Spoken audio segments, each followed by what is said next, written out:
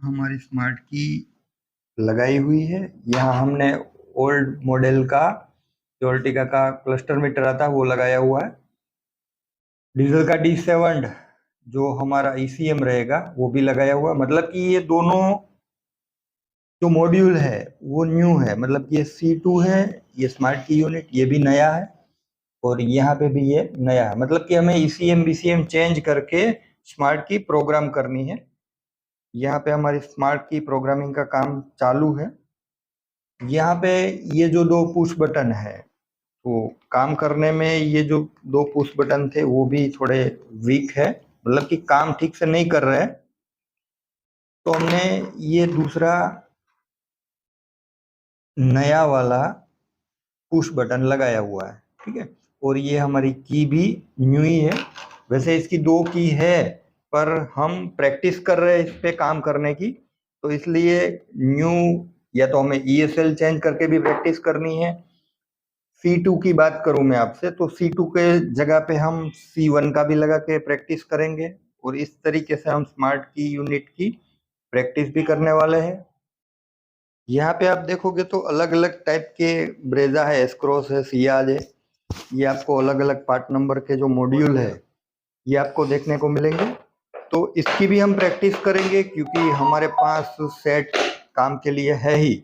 तो हम ये सारे मॉड्यूल पे कौन कौन सी दिक्कतें आती है वो सारा भी हम ये स्मार्ट की यूनिट लगा के प्रैक्टिस करने वाले हैं और काम भी हमारा चालू है अभी।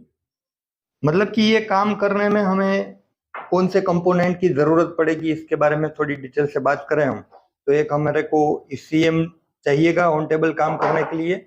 एक एंटेना, अगर हमारे कैन बॉक्स का एंटेना है तो कोई जरूरत नहीं है। यहाँ पे हमारी की प्रोग्राम सक्सेस हो चुकी है। हाँ, अब ओके कर दो। ये हमने पासवर्ड निकाला हुआ है, ये इसका पासवर्ड है। तो हम बात कर रहे थे ये जो प्रोग्राम करने के लिए कौन कौन से कंपोनेंट की जरूरत पड़ेगी ऑन टेबल काम करने, या तो कार पे भी इग्निशन हमारा नहीं आ रहा समझो। यहाँ पे हमारी लाइट ब्लिंक मार रही है। अब क्या दिक्कत है यही हम सीख रहे हैं, देखते हैं हम अभी। पर हमें ऑन टेबल चेक करना है या तो कार के अंदर दिक्कत आ रही है तो हमें कौन कौन से कंपोनेंट को चेक करना होगा इसके बारे में मैं डिटेल से आपसे बात करूं तो एक हमारा ESL रहेगा, एक हमारे कार के अंदर जो एंटेना रहते हैं, इग्निशन कभी चला जाता है तो 3-4 जगह पे एंटेना लगे होते हैं तो ये एंटेना पे भी हमें जरूरत पड़ेगी। एक हमारा स्मार्ट की यूनिट SMK की जरूरत पड़ेगी, एक हमारा जो ECM होता है उसकी जरूरत पड़ेगी और एक हमारा पुश बटन। मतलब कि ये जो सारे कंपोनेंट है, ये जो सारे मॉड्यूल है, एक हमारा ESL हुआ, एक हमारा पुश बटन हुआ, एक हमारी स्मार्ट की हुई, एक हमारा SMK हुआ और एक हमारा ECM हुआ। ये 4 से 5 मॉड्यूल की हमें जरूरत पड़ेगी। सबसे पहले हम चेक करेंगे की को, बाद में हम एंटेना पे काम करेंगे। अगर समझो स्कैनर लगाते हैं हम और एंटेना की एरर शो हो रही है तो फिर हमें एंटेना पे ही काम करना पड़ेगा क्योंकि ज्यादातर सुजुकी की कार में एंटेना की इश्यू रहती है। तो हम ये सारा अभी ऑन टेबल प्रैक्टिस कर रहे हैं, मतलब कि किस तरीके से प्रोग्राम होता है, किस तरीके से इसके पासवर्ड निकाले जाते हैं, किस तरीके से की प्रोग्राम की जाती है, किस तरीके से हमारा BCM चेंज होगा, किस तरीके से हमारा ECM चेंज होने वाला है। ये सब करने के लिए हमें जरूरत पड़ती है, एक हमारा कैन बॉक्स होना जरूरी होता है, एक हमारा केबल होता है और बस एक दो हमारे पास प्रोग्रामर है। अगर एक प्रोग्रामर से हमारा काम नहीं होता, कई बार ऐसा होता है कि एक प्रोग्रामर हमारा काम करके नहीं देता तो हमें दूसरा प्रोग्रामर भी लगाना पड़ता है, ठीक है। तो इस तरीके से हम यहाँ पे प्रैक्टिस कर रहे हैं और की प्रोग्रामिंग का काम कर रहे हैं। तो हमारा इग्निशन प्रोग्रामिंग का काम, की प्रोग्रामिंग का काम सक्सेस हो चुका है। हमने एक नई की प्रोग्राम की है। किशन भाई ऑन करो। ये हमारा इग्निशन ऑन हो गया है। अब इस इग्निशन को ऑफ कर दो। ऑलरेडी हमारे पास कार की 2 की है ही, प्रोग्राम ही है, पर हम प्रैक्टिस के लिए ये न्यू की लेके इस पे हम प्रैक्टिस कर रहे हैं कि न्यू की प्रोग्राम कैसे की जाएगी और प्रोग्राम नहीं हो रही है तो क्या क्या दिक्कतों का हमें सामना करना पड़ेगा।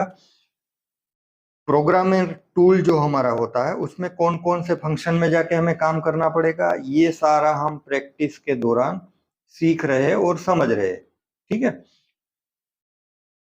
ये जो की प्रोग्रामिंग का काम था ये हमने सीखा एस टूल से। ठीक है, अब हमारे पास दूसरा टूल्स है, मतलब कि टूल्स की भी प्रैक्टिस होनी जरूरी होती है। हमारे पास VBDA का एक्सियोस का एक प्रोग्रामर है, तो उससे भी हम काम करेंगे। जरूरी नहीं होता कि हर टूल, एक ही टूल से सारा काम हो जाए, कई बार नहीं होता, तो हम ये टूल से भी प्रैक्टिस करेंगे, क्योंकि ये थोड़ा सस्ता मिलता है मार्केट में और ये थोड़ा महंगा रहता है, तो बजट के हिसाब से हम काम कर सकते हैं।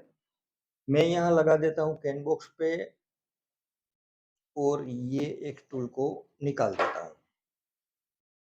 अब हम इस पे भी प्रैक्टिस करने वाले हैं कि किस तरीके से इसकी की प्रोग्राम होगी। हमारा की प्रोग्रामिंग का काम चल रहा है। वैसे ये OBD केबल से काम हो रहा है तो थोड़ा काम भी फास्टली हो जाता है, ये VBDA है। वैसे देखा जाए तो ये सारे की प्रोग्राम के काम करने के लिए नेटवर्क का होना भी बहुत जरूरी होता है। हमारा वाईफाई भी ऑन रहना चाहिए। ये की को हम जब प्रोग्राम करते हैं तो इसको थोड़ी, एक की को हम थोड़ी दूर रखेंगे। एक की को हम प्रोग्राम कर चुके हैं, अब ये नेक्स्ट बोल रहे हैं, तो हम दूसरी की भी प्रोग्राम कर लेंगे और जो हमने प्रोग्राम की है वो चाबी को हम थोड़ी दूर रख देंगे।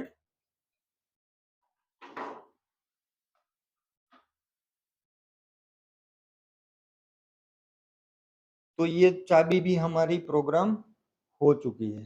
ठीक है, तो कहने का मतलब ये था कि टूल्स कोई भी हो काम करके देता ही है।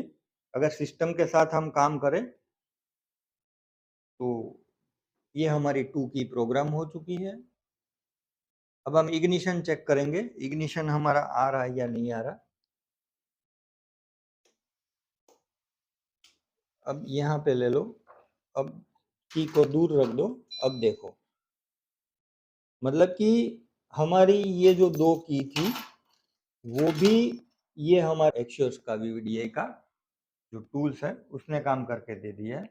ये जो मॉडल है संजय भाई, ये कार का मॉडल कौन सा है?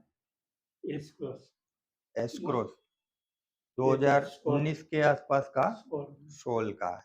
ओके, तो 2022 तक का भी काम ये हमारा VBDA करके दे देता है। तो दोस्तों हमारे यहाँ ये जो हमारी ट्रेनिंग चल रही है उसमें ये जो सारे मॉड्यूल्स होते हैं कि प्रोग्रामिंग का काम होता है, या तो ECM चेंज करना, ECM रिपेयरिंग का तो कॉमन बात हो चुकी है हमारे लिए अब। पर ये जो थोड़े हाई लेवल के काम होते हैं, मतलब कि ECM BCM को मैच करना होता है, ये सारा काम करना होता है। हमारे किशन भाई है सुरेंद्र नगर से, बहुत सारी प्रैक्टिस की है, मतलब कि बहुत सारी गाड़ियों पे स्मार्ट की यूनिट पे किशन भाई ने वर्क करके बताया हमें, मतलब कि एक हिंट मिल जाए बंदे को तो आसानी से सारा काम कर सकते हैं। तो ये था हमारा की प्रोग्रामिंग का ऑन टेबल का काम। इससे पहले भी हम की प्रोग्राम का काम बहुत सारी गाड़ियों पे कर चुके हैं। कई बार कार पे की प्रोग्रामिंग का ECM BCM चेंज का हम प्रैक्टिस में करते हैं, कई बार ऑन टेबल भी करते हैं। अगर हमारे पास केबल अवेलेबल होता तो हम लोग आसानी से टेबल पे भी, ऑन टेबल पे की प्रोग्रामिंग का काम आसानी से कर सकते हैं। तो कैसा रहा आपको किशन भाई एक्सपीरियंस ये की प्रोग्रामिंग का? जैसे आप ये काम करते हो तो बहुत सारी दिक्कतों का सामना आया। जैसे ये पुश बटन की बात करें तो ये हमारा पुश बटन वर्क नहीं कर रहा था, समझो। तो एक अंदाजा लगाना होता है कि पुश बटन हमारा खराब है या नहीं, तो हम डायग्नोस करके भी पता लगा सकते हैं, या तो हमारी इतनी सेंस बढ़ जाती है, जैसे हम काम इस फील्ड में करते जाते हैं तो एक सेंस बन जाती है कि भाई ये पुश बटन के अंदर ही प्रॉब्लम है।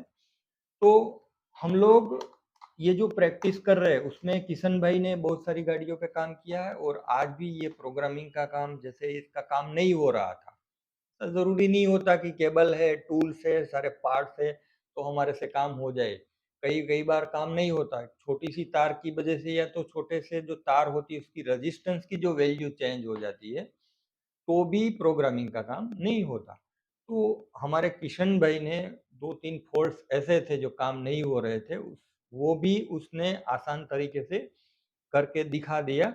मतलब कि एक जो ट्रेनिंग होती है हमारी वो इस तरीके की होती है, माहौल इस तरीके का होता है कि सारे मॉड्यूल कवर किए जाते हैं कि की प्रोग्राम कैसे होगा, ईसीएम मैच कैसे करना है, बीसीएम मैच कैसे करना है, की जनरेट कैसे करनी है, वो आसान तरीके से सीखे।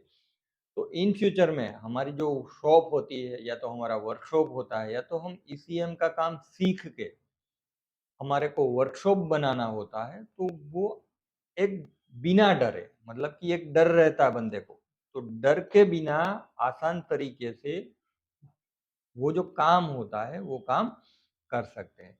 ठीक है, तो बताइए आपको कैसा रहा आपका एक्सपीरियंस? मुझे की प्रोग्रामिंग करने के लिए ये सारे मॉड्यूल, एक स्कैनर, पुश बटन, स्मार्ट की, एसएम के ईसीएम और स्टीयरिंग लॉक का लॉक दे दिया था।